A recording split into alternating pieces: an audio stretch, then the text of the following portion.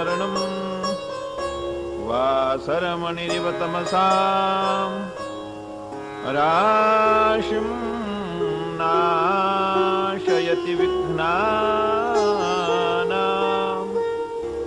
हरिरेव जगदेव हरिः हरितो जगतो नहीं भिन्नतनुः इति यस्य मतिः परमार्थगतिः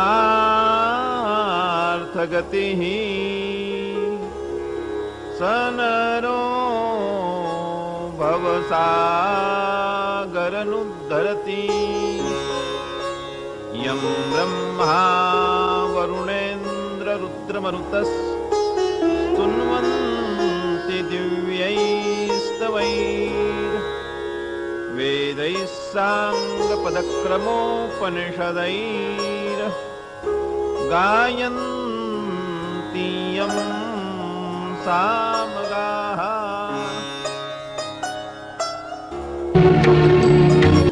घनः प्रत्यगरथो ब्रह्मैवामस्मि प्रत्यगरथो ब्रह्मैवामस्मि सदाशिवसमारम्भात् शङ्कराचार्यमध्यगात् अस्मद् आचार्यपर्यन्तां वन्दे गुरुपरम्परां शङ्करं शङ्कराचार्यं केशवं बादरायणं सूत्रभाष्यकृतौ वन्दे भगवन्तं पुनः पुनः ईश्वरो गुरुरात्मेति मूर्तिभेदविभागिने व्योमव्याप्तदेहाय दक्षिणामूर्तये नमः।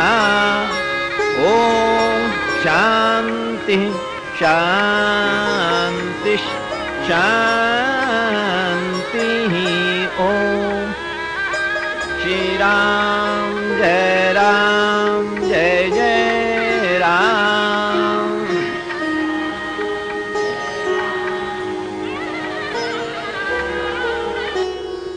वो कोई एकाना दान करता है, इसलिए भगवान ने कहा शुक्राचार्य ने आज मेरा ही भाग्य में कोई प्रश्न करने वाला क्यों निकला, तो प्रश्न करने वाला ही नहीं निकलता।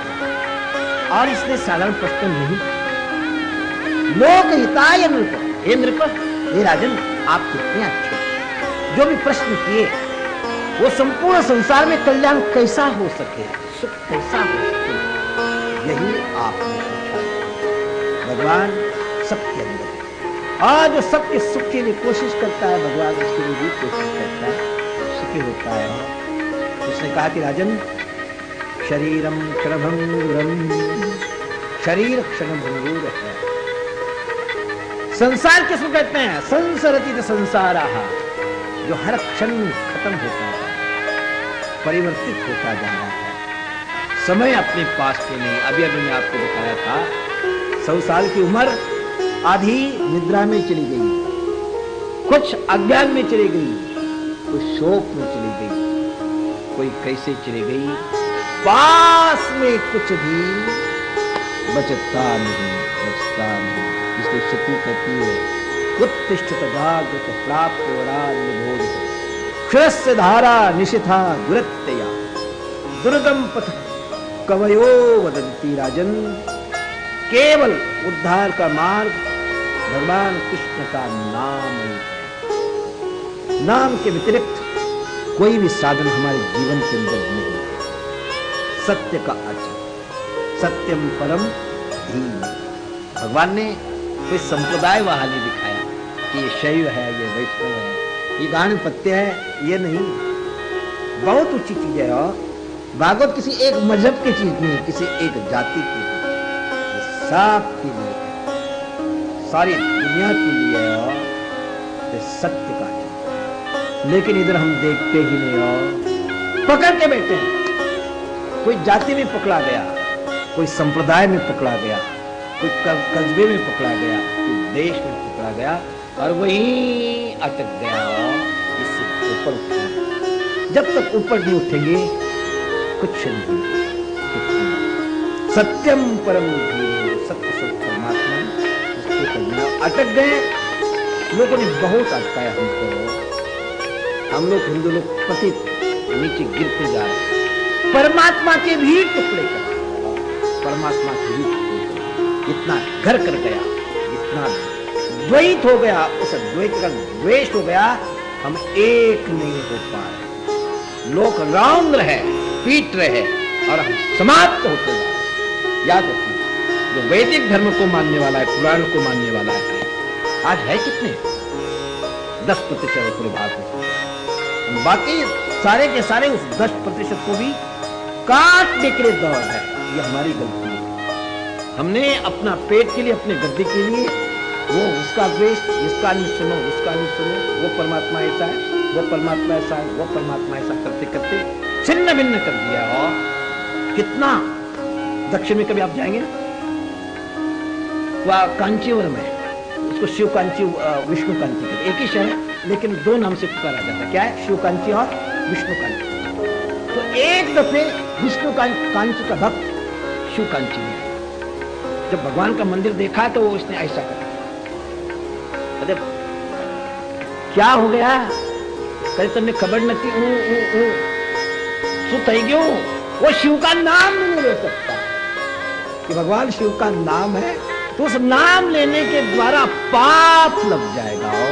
कितना कहीं कहीं काठियावाड़ में, राजस्थान में जाएंगे ना तो उनको आपको रास्ता पूछो कि वहां हमको जाना है तो वो रास्ता बताओ, तो वो कहते हिदे हिदे चले जाओ। राजस्थान की बात करते क्या बोलता है? सीधे सीधे चले जाओ तो शिव में का जो सरकार है नाम वो सब मेरे मुंह में आ जाएगा तो पाप होगा। इसलिए बोलते हैं कि हिदे हिदे चला जाना, सीधे सीधे वो बोल सकता नहीं, सीधे का शिव का नाम। और यदि शिव कांची का भक्त विष्णु कांची में चले जाएगा वो भी ऐसा कर लेता कि मेरी दृष्टि से पड़ेगी तो पाप लगेगा। भगवान को कितना हमने टुकड़े टुकड़े टुकड़े कर। भगवान कहते ये द्वैतम पश्यति, एक उदरम अंतरम कर, जो थोड़ा सा भी अंतर करेगा रौरवम नरकम गच्छति, रौरव नरक के अंदर जाएगा, उसमें कोई संदेह नहीं। जो वेद का सिद्धांत है एकमेवा द्वितीयम ब्रह्म, परमात्मा एक है, अद्वितीय है, अनिश्चित है, न वो आते हैं न जाते हैं। वेद के सिद्धांतों को ही तोड़ दिया। साधना की दृष्टि अलग है, लेकिन ये जो भेद, ये द्वेष भाव हमारे अंदर डाल दिया, कितने हम नीचे गिर गए। यदि कोई वैष्णव है और शिव जी का मंदिर कोई लूट रहा है, उसको खराब कर रहा है, उसको खुशी हो रही का ठीक थई गयो, तो ठीक हो गया क्योंकि मंदिर खराब हो रहा है। मेरा मंदिर ठीक है, उसका खराब हो रहा है। परमात्मा को काट रहा है, परमात्मा की ही निंदा कर रहा है, वो भूल गया और सब भेदभाव डाल करके नीचे गिरते जा रहे हो। कथा मेरी दूर दूर भाग रही तो क्या करूंगा, बोलेगा रहा जाता नहीं। एक दफे अमेरिका को टाइम पर जितने भी ये रियासत वाले थे सब वॉइस ने सबको बुलाया, सब हॉल में बैठे हैं। काशी नरेश उस जमाने के अंदर छोटा सा राज्य, तुमने सोचा अब मैं कैसा जाऊं, बड़े बड़े राजा अच्छी अच्छी भेंट लेके जाएंगे, मैं छोटा सा राजा हूं, कैसा वहां जाऊं, चिंता में बैठे हैं। तो उसके मंत्री ने कहा, ब्राह्मण देवता मंत्री थे, उसने राजन घबराना नहीं, चलना है। कहते कैसा जाऊं? कहते जैसा मैं कहूं वैसा चलना है। तो उसने कहा कि आप ये जो कपड़े हैं राज से उतार दो, नीचे शेर का चमड़ा पहन लो, ऊपर शेर का चमड़ा लगा लो, बस में लगाओ, हाथ में त्रिशूल लो और अब चलो। तो चलेंगे तो भेंट क्या देना? कहते वो भी मैं करूंगा।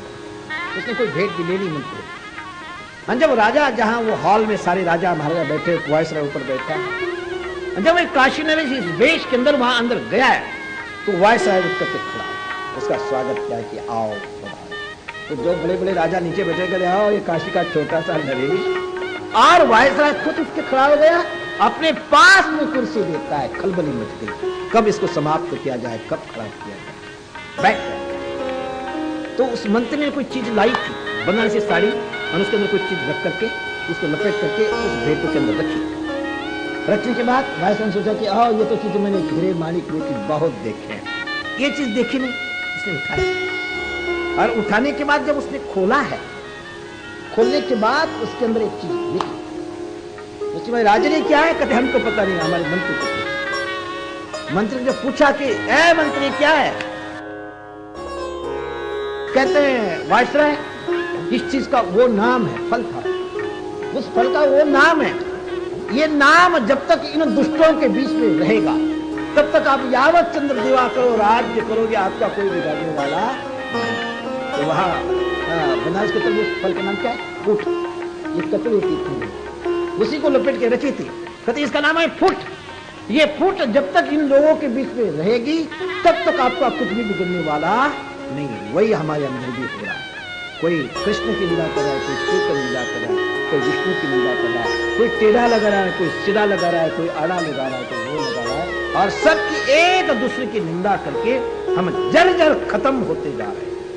विवेकानंद जी महाराज ने आज से पहले बताया था कि 150 साल के अंदर यदि हिंदू जगता है तो जिंदा रहेगा, नहीं तो समाप्त हो गया। आज वही स्थिति हमारे सामने है। आप केरल प्रदेश में तीर्थ यात्रा में जाना तो हर 5 किलोमीटर के अंदर एक मस्जिद, चर्च खड़ी है, वहाँ फादर है, सारे लोग उसके पीछे भागते जा रहे हैं। 80% हिंदू, जहाँ भगवान भाष्यकार शंकराचार्य जिसने सारे हिंदू धर्म को जगाया, जीवित रखा, उस गांव के अंदर मैं गया, रोना आ, वहाँ 80% वो लोग हैं और 20 में हिंदू है। उसके अंदर कहते हैं कि वो केरल का है, वो मद्रास का है, ब्राह्मण है, एक जगह पर वो 20 भी बैठ पाते। नागालैंड वहाँ एक भी नहीं। वहाँ हमने सोचा था कि वहाँ धर्म प्रचार करने के लिए वहाँ जाएंगे, लोगों के अंदर जाएंगे, स्कूल खोलेंगे, कॉलेज खोलेंगे, सब कुछ करेंगे। लेकिन वहाँ के लोगों ने बताया, मैं जाना चाहता, जिनको पूछा, कहते गेरू कपड़े पहन करके जाएंगे तो आपको अंदर जाने की इजाजत नहीं। हम दूसरे देशों के अंदर जा सकते हैं, लेकिन अपने ही देश के अंदर हम अपने धर्म प्रचार करने के लिए जा सकते नहीं। ये सारी हमारी कमजोरी है। ये जातिवाद, ये धर्मवाद, ये देवतावाद कि वो देवता बड़ा है, मैं थोड़ा है, मैं उसका पास नहीं जाऊंगा, उसका नहीं खाऊंगा, सारा का सारा सत्यानाश कर दिया है। हम झूमते जा रहे, समाप्त होते जा रहे। भगवान का यथार्थ साक्षात्कार कोसों दूर है। जब तक द्वैत है, अंध परंपरा है, तब तक परमात्मा का साक्षात्कार कभी नहीं होगा। याद रखना, जब तक आप लोग अपने को दास समझेंगे, जब तक आप अपने को कमजोर समझेंगे, जब तक आप अपने को जीने वाला समझेंगे, मरने वाला समझेंगे, तब तक परमात्मा से कोसों दूर है। इनसे उखाड़ के फेंको और समझना है कि मैं परमात्मा को, परमात्मा मेरा, परमात्मा सब जगह पर है। इसी वैष्णव धारा से भी चलेंगे तो भी आपकी पुण्य धाक धाक धाक जलती है। धक धक धकती हुई जो आग का तेज है, उसमें से एक चिंगारी भी बाहर निकल जाए तो आग में तो कोई फर्क नहीं। वो बड़ी आग के अंदर जो तत्व है, जो शक्ति है, वही चिंगारी के अंदर है ना। उसी पर अंश अंशी भाव, भगवान अंशी में अंश हो तो भी एक ही है, तो आग एक है। इसका परमात्मा तत्व भक्त के अंदर भी, भगवान के अंदर भी एक है, तो भी अलग है। और वेद के सिद्धांत के अनुसार जीवो ब्रह्मैव न परः, परमात्मा से मैं दूर हूँ, वह और मैं एक हूँ, सच्चिदानंद एक तत्व अनुस्यूत है। इसमें किसी का आज से दास मानना ही, यदि परंपरागत अनेक जन्म से भावना हमारे अंदर बस गई कि मैं दास हूं, तो दुनिया का दास नहीं मानो, मन का दास नहीं मानो, इंद्रियों का दास नहीं मानो, ये दासत्व नीचे गिरा। हाँ, वो भावना पूरी करनी है तो भगवान के दास कोई अच्छी एक भक्त है, अच्छा गृहस्थाश्रम उसने किया। आखिर उसने सोचा कि आओ जो मैंने करना था कर लिया, अब थोड़ा भगवान का भजन करके जीवन सुधारना है। तो सारे देवी देवताओं को उसने हिस्ट्री पढ़ी, मेरे लायक कौन है। उसने द्वारकाधीश भगवान द्वारका के भगवान के ये महान है, अच्छे हैं और द्वारका के भी राजा है, उन्हीं का मैं दास बन गया। सोच करके जब वो चल पड़ा, चलते चलते सोचता कि हो जिस भगवान का मैं भक्त बनने जा रहा हूँ, दास बनने जा रहा हूँ, तो चोरदार शिखामणि ही, वो चोर थे, जाल से ऐसे थे वैसे थे, तो ऐसे भगवान का यदि मैं दास बन जाऊंगा तो कैसा होगा। लेकिन बाद में सोचता कि आओ इंसान का एक स्वभाव तो नहीं होता, वो बदल जाता है। अभी वो छोटे से ब्रजमंडल में रहने वाले नहीं रहे, सोने के द्वारका है, बड़ा राज्य है, उसके राजा बने, अब तो स्वभाव बदल जाएगा, उन्हीं का दास चल पड़ा। बात करते करते सोचते सोचते जब द्वारका की सीमा में आया, अंदर जाने के बाद उसे कहते ओ ये बात सत्य या यस्य प्रकृति सा सत्य स्वभावजा, जिसकी जो प्रकृति बन जाती है वो कभी बदलती नहीं। ये बचपन में चोरी करते थे, राजा हो तो गए, लेकिन चोरी करने की आदत गई, या आकर के मेरी चोरी हो गई, चिल्लाने लगा ओ मेरी चोरी हो गई, चोरी हो गई, बचाओ बचाओ बचाओ। द्वारका वाली सुधी है जी, हाँ सुन, यहाँ सोने की नगरी है, भगवान की नगरी, किसी चीज की कमी नहीं। यहाँ चोर कहां से आ गया? वो जो महापुरुष था उसने सोचा आओ द्वारका का अपमान हो रहा है, इसका जो चीज चलेगी मैं दे देता हूँ। रुक, बता तेरी क्या चोरी है, वो मैं देता हूँ। तो क्या बता जी, पूरा आसित यदुनंदने, मैं दास हूं ये बुद्धि थी, लेकिन यहाँ आते ही मेरे नाम के आगे जो दास शब्द लगता है वो ही किसी ने चुरा दिया। तो क्या नाम दासो, उसमें दा निकाल दो तो क्या हुआ, सो दास शब्द निकल गया। परमात्मा अपना स्वरूप देता है दुनिया के अंदर, कहीं भी आप जाएंगे, कितना भी दानी हो, कितना भी श्रेष्ठ हो, अपना सर्वस्व देकर के वो भिखारी नहीं बन सकता, अपना रख लेगा फिर देगा। लेकिन मेरा प्रभु ऐसा नहीं हो, अपना ही रूप दे देता है। दासो हमसे वो सोहम, परब्रह्म परमात्मा, जिसको प्राप्त करने के लिए मैं रात दिन भाग रहा था, दुखी था, वह दूर नहीं, इसके अंदर और मेरे अंदर किसी प्रकार का अंतर नहीं। हर संस्कृत नथी हो, क्या थोड़े बता देते, यहाँ से कोई संबंध नहीं, लेकिन चाल से भगवान का क्या लक्षण है, सत्य चित और आनंद, ये तीन लक्षण। अब सत्य किस पे, सत्यत्वम बाधराहित्यम, जिसका तीनों काल में नाश नहीं होता, उसे कहते हैं सत्य। जैसा गंगा, गंगोत्री से पैदा हुई, उत्तर काशी आई, ऋषिकेश आई, हरिद्वार, गढ़मुक्तेश्वर, कानपुर, काशी, पटना और सागर में मिले, शुरू में बीच में भी है और आखिर में भी, इसलिए गंगा सत्य। लेकिन मृगजल की गंगा सुबह देखो नहीं है, शाम को देखो नहीं है, लेकिन 12 बजे ही हो रहती है, इसलिए कहते हैं असत्य। लेकिन मेरे परमात्मा, मेरे प्रभु शुरू भी है, अभी भी और आखिर में होगा। लेकिन ये जो प्रपंच है, ज्ञान होने के पहले भी नहीं था, आज भी नहीं और कल भी होगा, असत्य।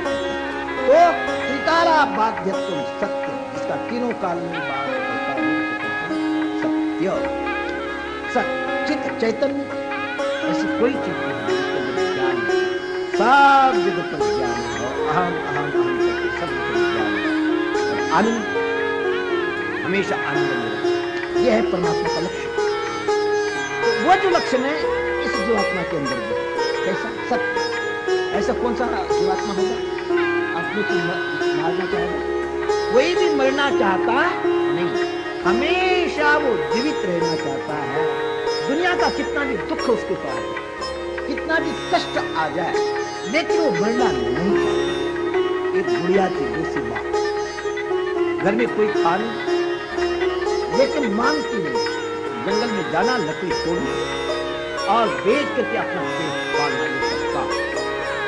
एक दिन 12-1 बजे जेठ महीने का धूप, 3 रात में गट्ठर बांधा, उठा नहीं जाता है, गट्ठर उठता नहीं, दुखी और दुखी होकर के वो परमात्मा से प्रार्थना करते कि हे भगवान आप कैसे मुझको रोके, जिसकी दुनिया के अंदर जरूरत है उसको तो आप उठा ले जाते हैं।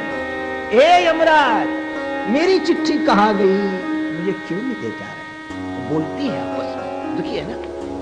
भाग्य क्या था पता नहीं, यमराज आकर के खड़े हो गए, कहते अम्मा सुन थे क्यों बुलाया? कहते आप कौन? पुजारी किसको बुला रहे थे? यमराज को ना, मैं यमराज हूं। तो वो बुढ़िया बदल गई, कहते मैं ये जो गट्ठर है ना, ये गट्ठर मेरे से उठाया जाता नहीं था, तो गट्ठर को उठाने के लिए बदल मरना कोई भी चाहता। और एक कथा, हम बनारस में रहते थे पढ़ते समय, तो वहां गंगा जी और दशाश्वमेध घाट, तो वहां कई प्रकार के रोगी भिखारी वहां पड़े रहते हैं, जो आता है जाता उसको मांगते हैं, लोग देखते हैं तो उनमें से एक प्राणी है मनुष्य, लेकिन हाथ भी दोनों नहीं थे, पैर भी दोनों नहीं थे, खुद देखा है और केवल भीख वाला भाव उसके पास। तो एक आदमी उसके पास एक देवी को बैठे रहते, तो कुछ कॉलेज के विद्यार्थी कुछ इकट्ठे हो गए और उसको देखने लग गए, कहते अरे अरे अरे भगवान ऐसा भी आप जन्म देते हैं, इसको जीवन का क्या सुख है? देखता खाना अपने आदमी में, पीना अपने आदमी में, सोना अपने आदमी में, दूसरा करेगा तो होगा। इतना गुलाम, इतना दुख दे करके आपको क्या मिलता है भगवान? उसको उठा के आप क्यों नहीं ले जा रहे हैं? ये शब्द उस आदमी ने सुना और सुनने के बाद वो कहता है कि तेरा बाप मरे, तेरी माँ मरे, तेरा दादा मरे, तेरी नानी मरे, मैं क्यों मरूं? वो मरना नहीं सकता है, सारी दुनिया का कष्ट है। क्या कारण है? सत्य समाप्त होने की भावना नहीं। दुनिया कितना भी कष्ट दे सब हो, लेकिन कोई मरना चाहता नहीं, कितना उसका जो स्वरूप है वह सत्य है। तो सत्य चैतन्य ज्ञान उसके अंदर भी है और हर एक प्राणी मात्र के अंदर है। और आनंद दुख कोई चाहता है? आज तक दुनिया के अंदर कोई भी भगवान के पास, ठाकुर के पास, महात्माओं के पास भी प्रार्थना कर भगवान आज तक बहुत मजे में था, कोई कष्ट नहीं, भगवान अभी थोड़ा सा दुख दे देगा। तो कुंती एक ही है जिसकी कथा हम बार बार करते हैं, लेकिन कुंती को छोड़ो कोई आपको मिला ही सा कि भगवान दुख चाहिए? दुख कोई भी चाहता नहीं। कारण क्या है कि परमात्मा का जो स्वरूप है आनंद, वही स्वरूप, वही संस्कार इस जीवात्मा के अंदर आएगा। वो परमात्मा और जीवात्मा दोनों के लक्षण एक है, अलग है नहीं। उसकी जो उपासना करता है, उसका जो भजन करता है, उसके लिए यही होता है कि भगवान उसका उद्धार कर देता है। इसलिए किसी का दास नहीं बनना ही है, ठाकुर का बनो, भगवान का बनो। वो आपको अपना स्वरूप का दर्शन देकर के मुक्त हो जाएगा। इसलिए दास बनना नहीं, कमजोर भी अपनी को मानना नहीं, मैं मरने वाला हूं यह भी मानना नहीं। और दुनिया के अंदर कोई भी मरता नहीं, केवल शरीर छोड़कर। कष्ट किसको है कि जो भगवान के पास गया नहीं, सत्संग में कभी गया नहीं, अपने स्वरूप को जाना नहीं, वही दुखी हो सकता है। इसलिए हमेशा अपने को सच्चिदानंद मानना है। मैं दास नहीं, मैं शिवस्वरूप हूं, मैं आने वाला नहीं, जाने वाला नहीं, मैं रोगी नहीं। इस प्रकार की भावना नित्य प्रति यदि हम करते रहेंगे तो परमात्मा कहते हैं कि ऐसे मेरे भक्त का नाश कभी भी नहीं होता, वो महान हो जाता है।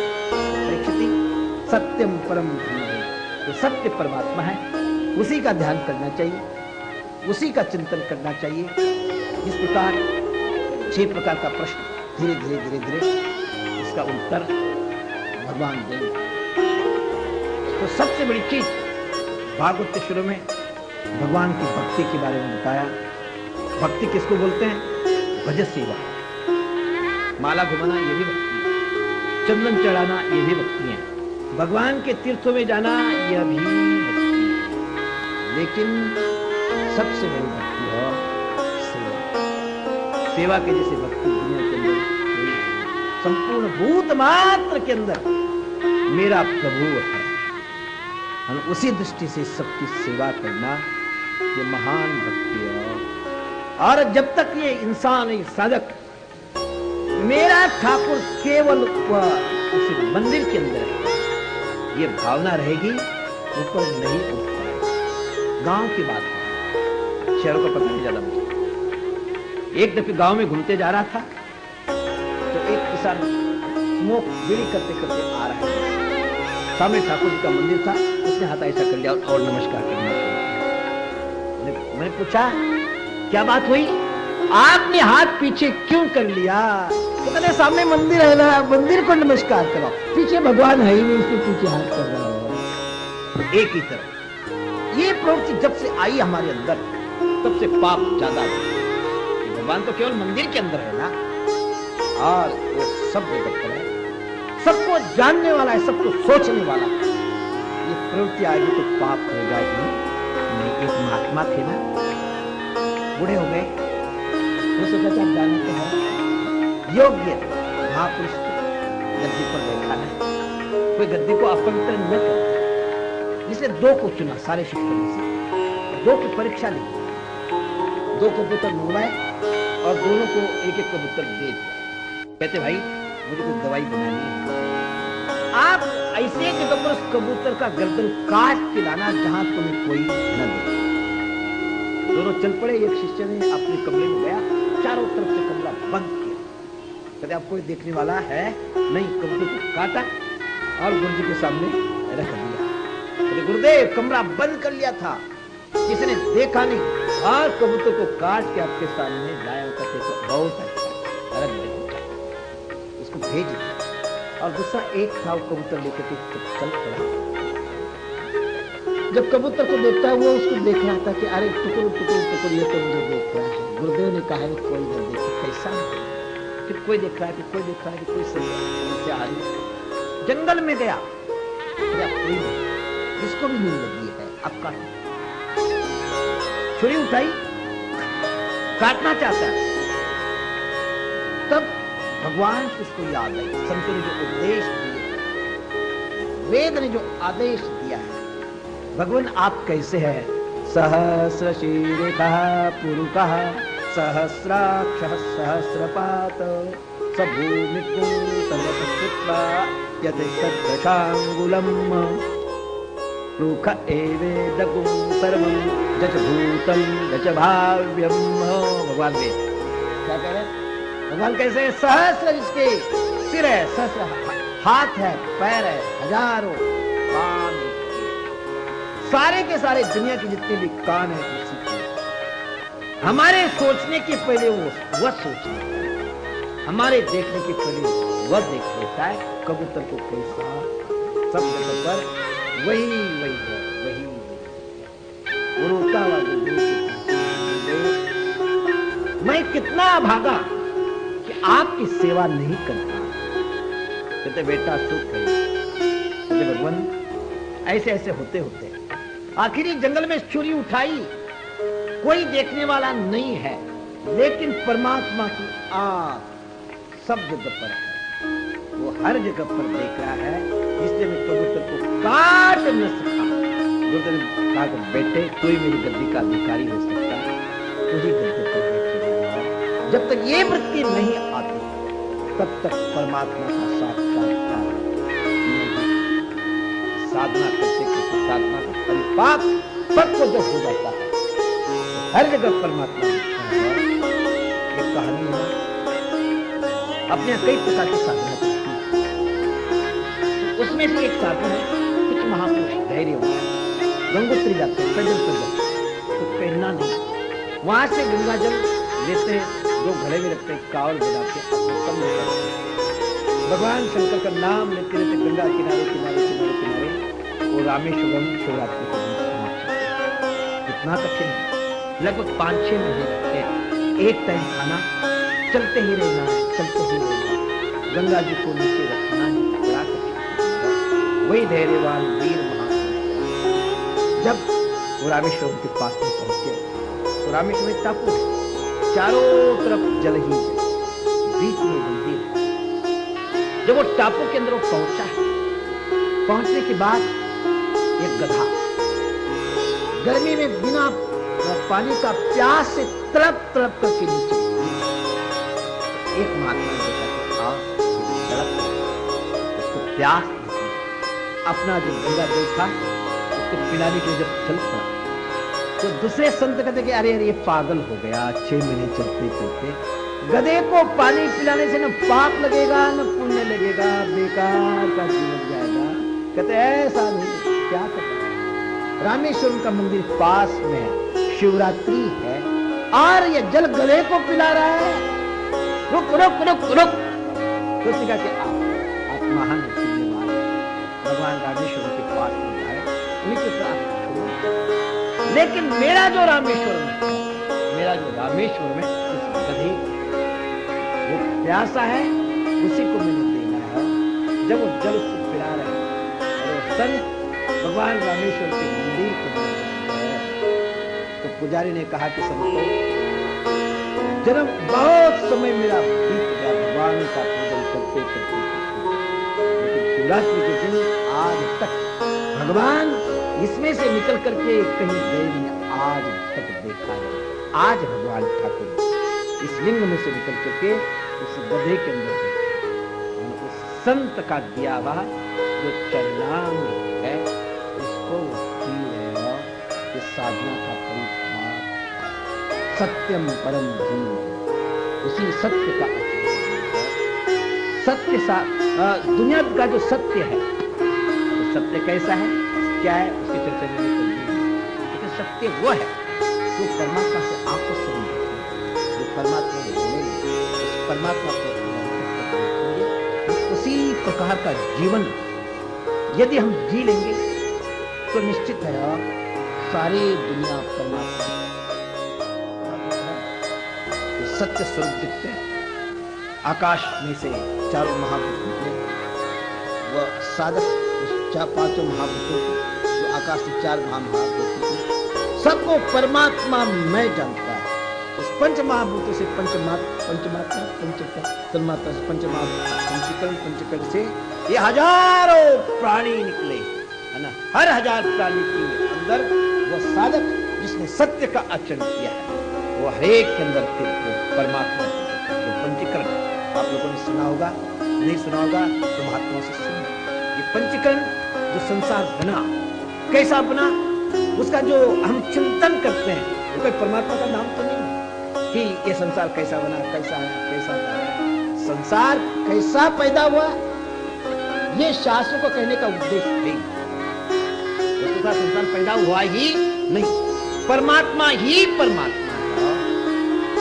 लेकिन जब अज्ञान आ जाता है, उस अज्ञान के कारण उस परमात्मा को देखते हुए भी हम दूसरा ही देखना शुरू करते हैं। उदाहरण के लिए, जब भी अपने अंतःकरण की वृत्ति पहले संकल्प नाभि देश से उठता है, हृदय में आता है और फिर आंखों के द्वारा बाहर आकर के दुनिया को देखता है। वेद का क्या सिद्धांत है, सर्वम खलविदम ब्रह्म, हर जगह पर परमात्मा ही परमात्मा है। लेकिन जब वो संकल्प बाहर आता है, नेत्रों से बाहर आने के बाद पहले हम क्या देखते हैं, पता है, परमात्मा को ही देखते हैं। जब भी अपनी वृत्ति बाहर निकलती है, किसको देखते हैं, परमात्मा को ही देखते हैं। जब दृष्टि परमात्मा को देख लेते हैं, उसके बाद में अपना अज्ञान आता है। उस अज्ञान के कारण हम यम स्त्री अयम पुरुषः, स्त्री पुरुष है परमात्मा ही।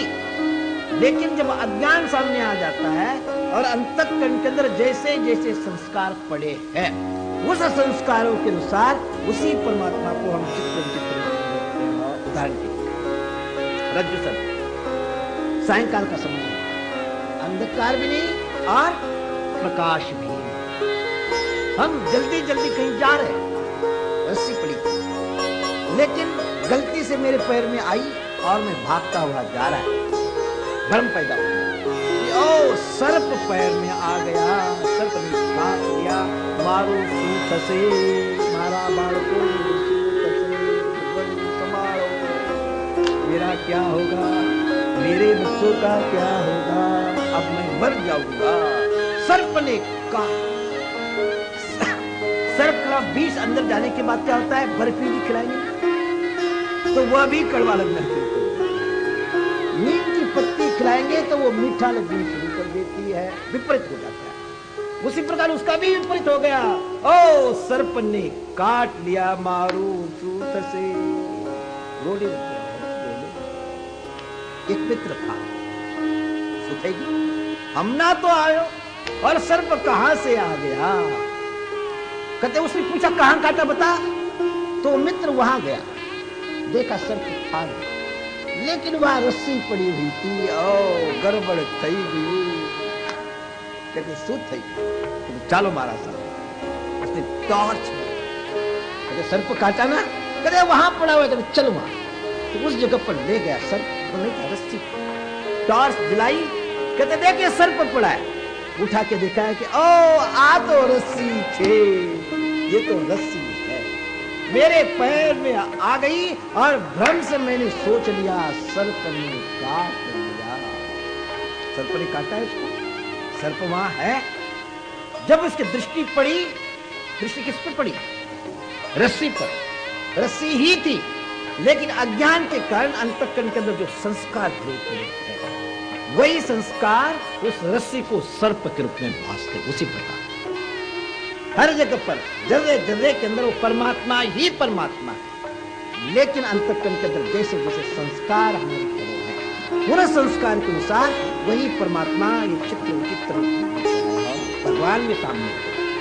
लेकिन भाग्य हमारा ठीक न हो, अंतःकरण की वृत्ति ठीक न हो तो परमात्मा को भी हम परमात्मा को ईश्वर के रूप में देखते नहीं।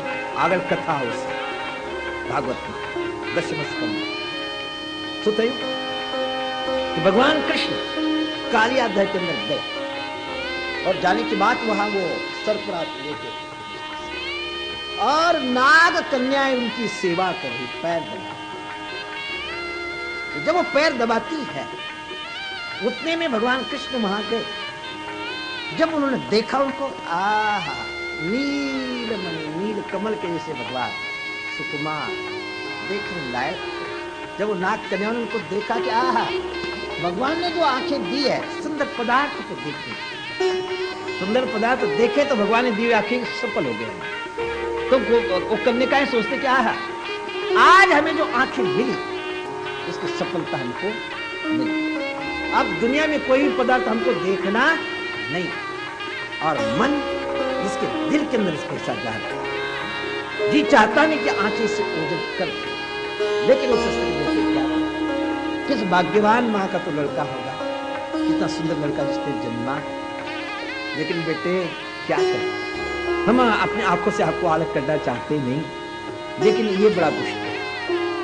कालिया जब वो उठ जाएगा तो उसको आपको काटने की भी जरूरत नहीं पड़ेगी, केवल देख लेगा तो आंखों से जो भी विष आएगा ना वो विष से ही आप समाप्त हो जाएंगे। बेटे जल्दी चले जाएंगे, इसका उठने का टाइम हो रहा है। वो करने का उसको कहीं नहीं तो भगवान धीरे से पैर क्या मुंह से उसको मार स्वयं एकदम जगह फूं करके देखता है। जब आंखें उस बालक पर उस सर्प की गई तो क्या देखता है?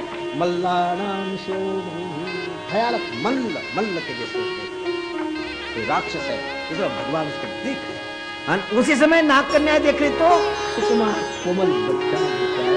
एक ही चीज, एक ही पदार्थ, एक ही भगवान सामने है। लेकिन अंतःकरण की वृत्ति जैसी जैसी होती है उस वृत्ति के अनुसार भगवान को कोमल देख रहे हैं, छोटे बेटे के रूप में देख रहे हैं। और वो क्या देख रहे हैं? मल्लाना। ये दुनिया के संस्कारों के कारण, पाप के कारण हमारा अंतःकरण बोझिल हो गया है, बोझिल हो गया।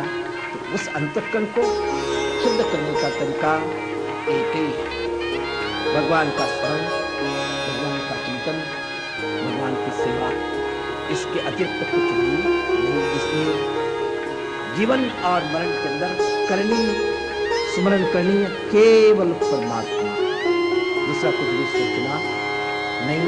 तो उस परमात्मा को आत्मसात करने के लिए भागवत का मनन करने के लिए, चिंतन करने के लिए सृष्टि कैसे पैदा हुई, कैसे नहीं होती है, उसकी प्रक्रिया आपको बताएं। वस्तुतः सृष्टि पैदा हुई ही नहीं, लेकिन कई साधक जब भगवान के साथ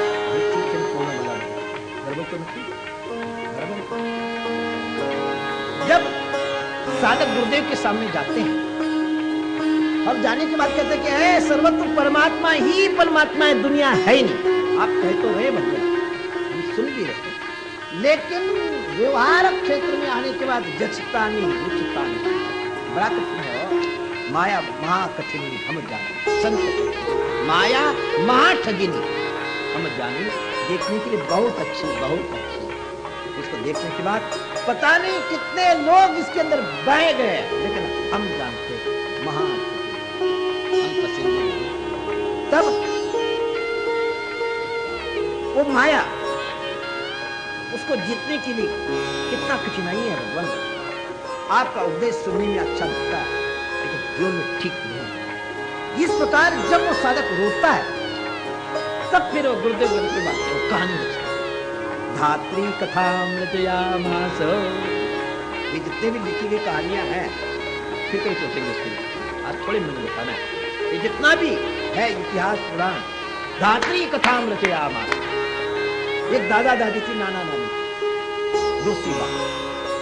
पहले जमाने गांव में क्या होता था, जब गोद विला हो जाती थी तो सारे दादा दादी नाना नानी बाहर खटिया डाल अपने बैठ जाते थे और अपने पोतरे पात्रे जो दोतरे जो है छोटे छोटे बच्चे, उनको पास में बैठा लेते। अब छोटे छोटे जो बच्चे होते हैं कभी कभी अलौकिक प्रश्न करते हैं, बड़ा कठिन है, उसका उत्तर देना कठिन हो जाता है, उत्तर नहीं दे पाते। अब समस्या आती है, उत्तर नहीं देते तो वो चुप होगा नहीं, कैसा समाधान किया जाए। तो कभी कभी शेषम कोपे न पूरे, फिर नानी कभी मार देती, दादी मार देती, मारने से बेचारा रोते रोते भाग, समाधान उसका होता नहीं। जो होशियार होती, पढ़ी लिखी, इसलिए देविया घर की पढ़ी लिखी, नहीं पढ़ी लिखी होने से बड़ी कठिनाई। तो वो दादी पढ़ी लिखी थी, उसने मारा नहीं, गुस्सा किया नहीं, क्या किया, उस बच्चे को बैठाया। तब वो कहानी रचती है कि बेटे हम पहले बड़े छोटे छोटे थे।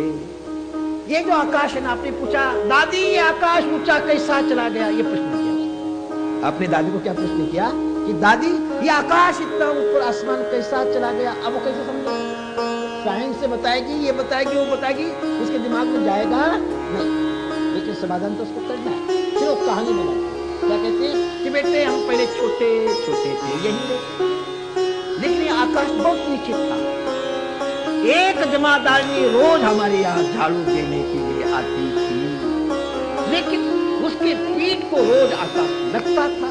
वो परेशान परेशान, एक दिन बहुत परेशान, तो परेशानी में उसको गुस्सा आया, झाड़ू उठाई और जो मारा, आकाश दूर भाग गया, वो नीचे आया ही। बच्चे को समाधान, दूसरे समाधान होता नहीं। उसी प्रकार ये भी सारा है, जैसा जैसा साधक साधना आता है, उसी प्रकार साधक को साधना देनी पड़ती है। कभी कभी साधना वो विचित्र लगती है, जैसे ये कहानी विचित्र लगती है, उसी प्रकार यहाँ भी जब साधक गुरुजनों के चरणों में आता है, आचार्य के चरणों में आता है, वो उसकी जैसी योग्यता होती है वैसी साधना देते हैं। और रोज एक ही डंडे से हाकेंगे तो काम बनेगा नहीं। एक महात्मा कथा करते थे, तो एक साधक आता कथा सुनता था। एक जब वो कथा सुनने बैठना, थोड़े दिन के बाद समय के समय में रोना, तो कथा करने से कहा कि आहा मेरी सारी जिंदगी कथा करते करते चले गई, लेकिन भगवान का नाम सुनने से आज तक मुझे रोना आया नहीं, इतना प्यार मेरे अंदर नहीं, बेकार का मैं कथाकार हो गया।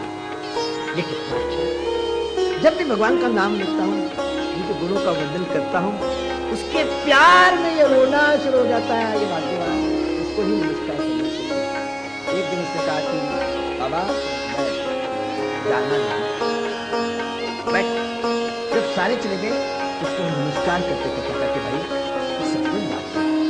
जब ठाकुर जी का नाम लेता हूँ, आप उनके प्यार में रोना शुरू करता हूँ कि बाबा आप बात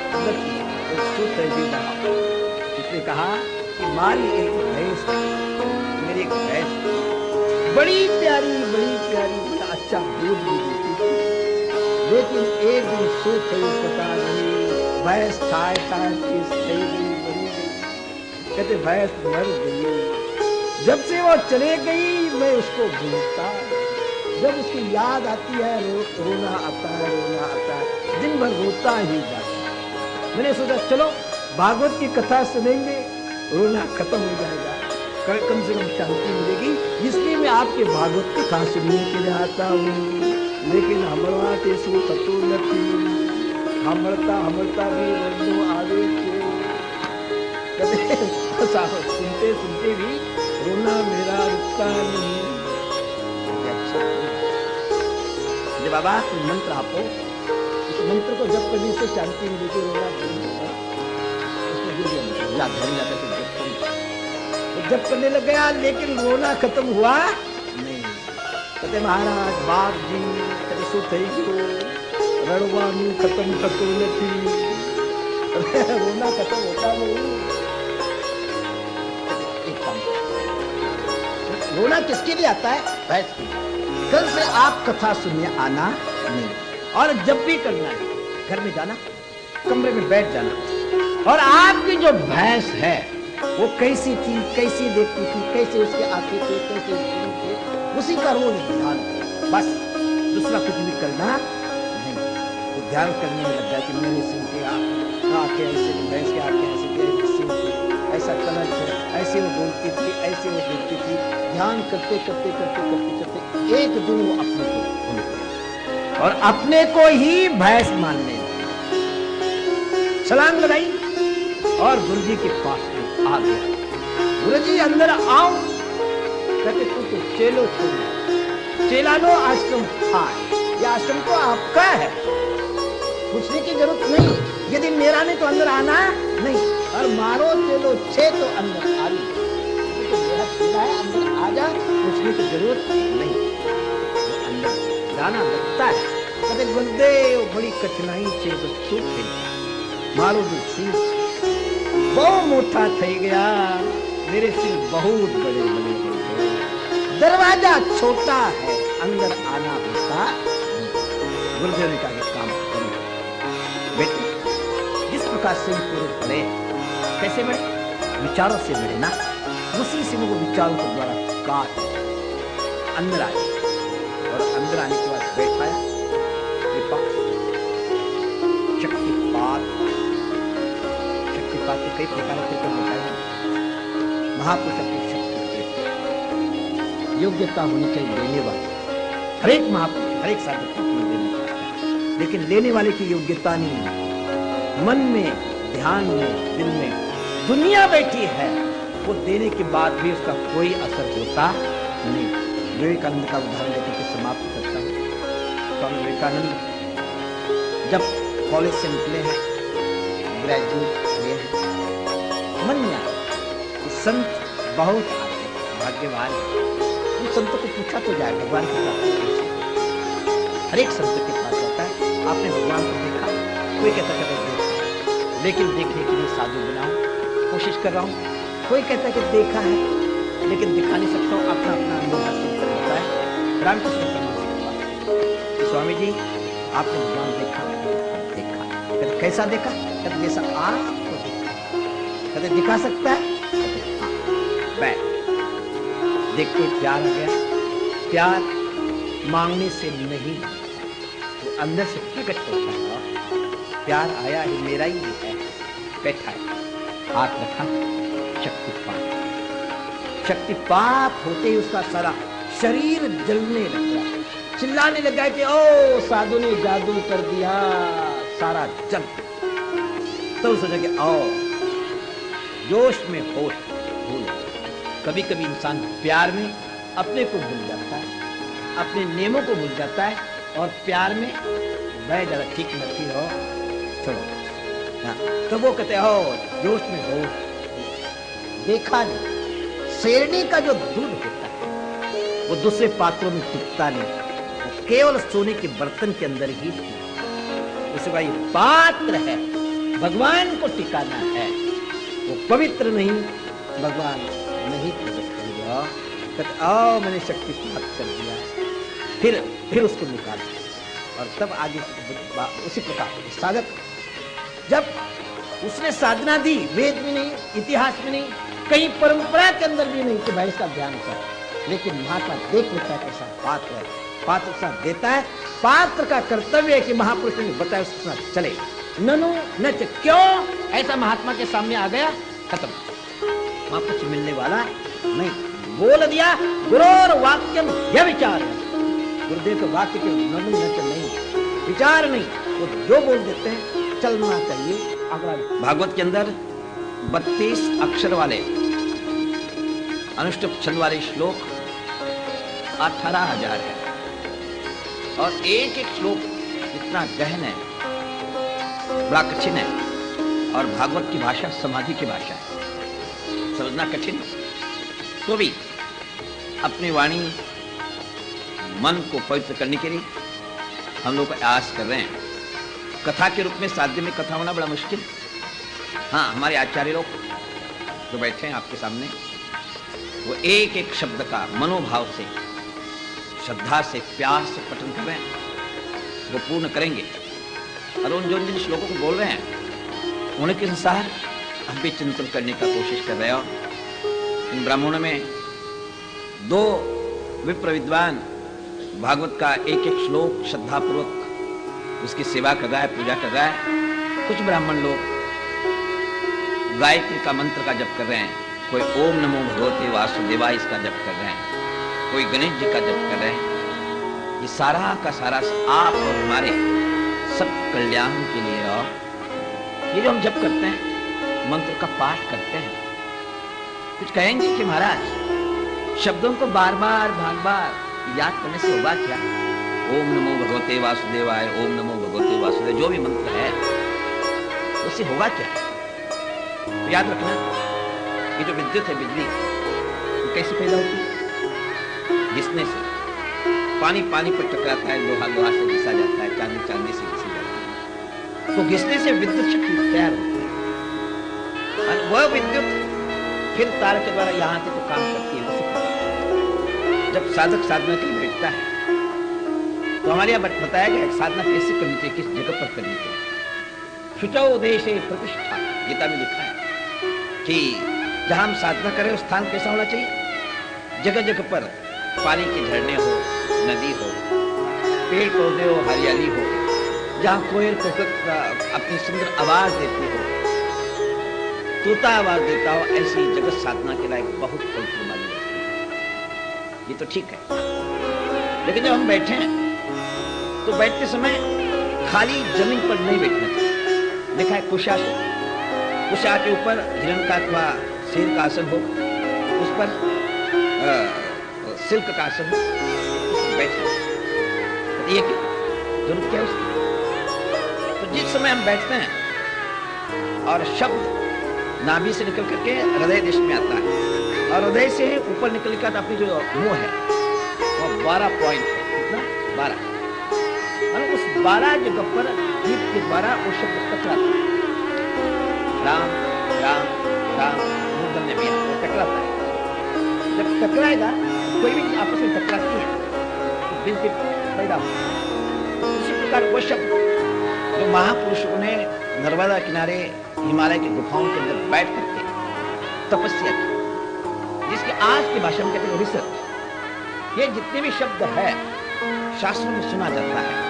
शब्दम ब्रह्मेति विजानीयात्, शब्द परमात्मा का रूप है ना। तो वो शब्द जब हम बोलते हैं तो उसका क्या क्या एक्शन रिएक्शन हृदय के अंदर होता है, उसका सारा का सारा उन्होंने रिसर्च किया। और रिसर्च करने के बाद अंतःकरण में, दिल में, दिमाग में कौन सा रोग है, उस रोग के अनुसार उस शब्द का प्रयोग करेंगे, बोलते जाएंगे, बोलते बोलते उसी प्रकार की विद्युत शक्ति तैयार होती है। और वह विद्युत शक्ति हृदय में जाती है, शरीर में जाएगी और सारा का सारा काम वो करती है। यदि हम बिना आसन का पृथ्वी पर बैठ गए, ऐसे परमात्मा का नाम है, कल्याण करेगा ही करेगा, लेकिन शक्ति की दृष्टि से कहते हैं तो जिसका बिजली का तार, नंगा तार नंगी पृथ्वी में छोड़ देंगे, रबड़ न हो उसके साथ में, कुछ न हो, तो वो बिजली क्या करेगी?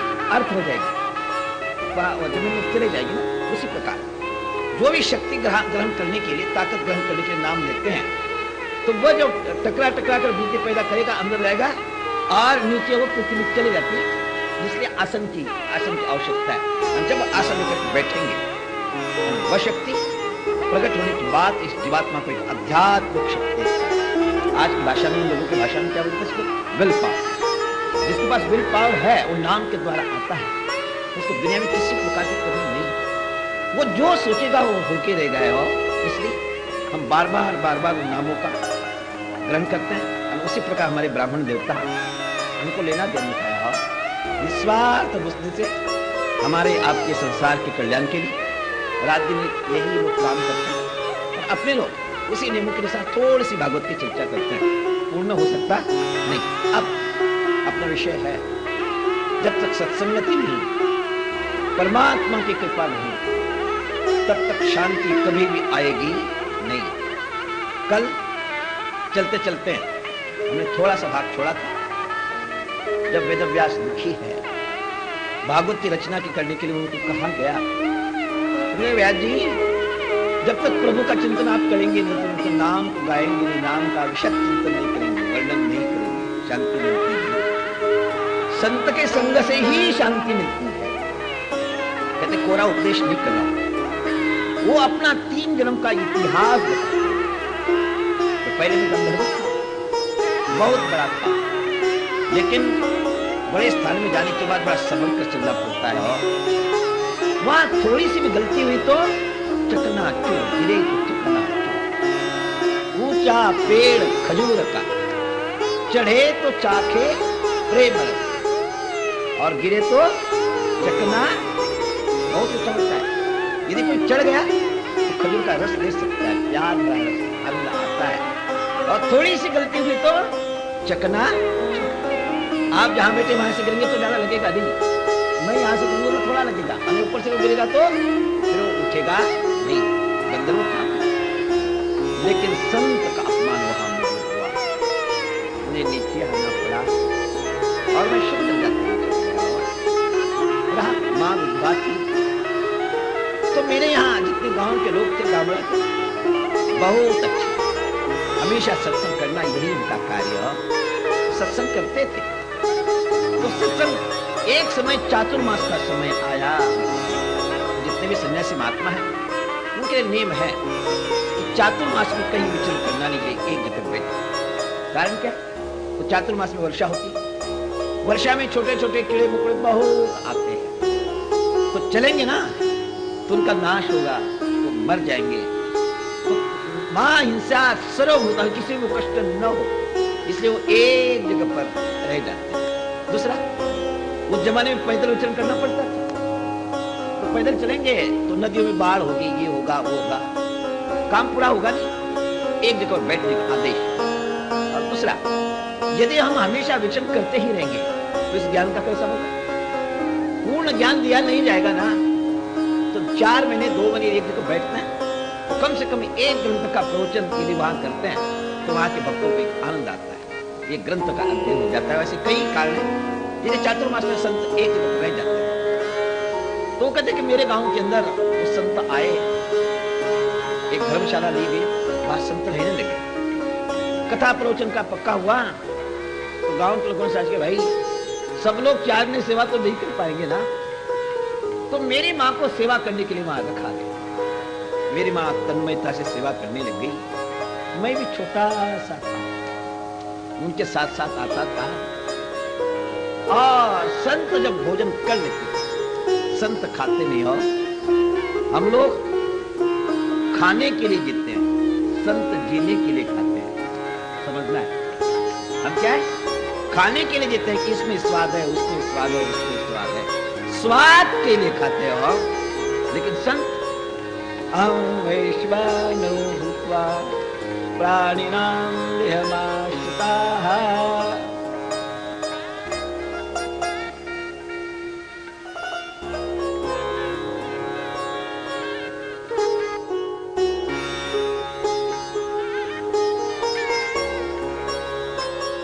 जो धड़कता है तो उस समय आहुति देते हैं, वो खाते नहीं, उनका तन पवित्र होता है। और अब हम लोग खाने के लिए खाते हैं, इसलिए रोग शोक संताप हमारे पीछे पड़ता ही रहता है। और उसमें स्वाद है, उसमें स्वाद है। स्वाद के लिए खाते हो, लेकिन संत अहं वैश्वानरो भूत्वा प्राणिनां देहमाश्रयामि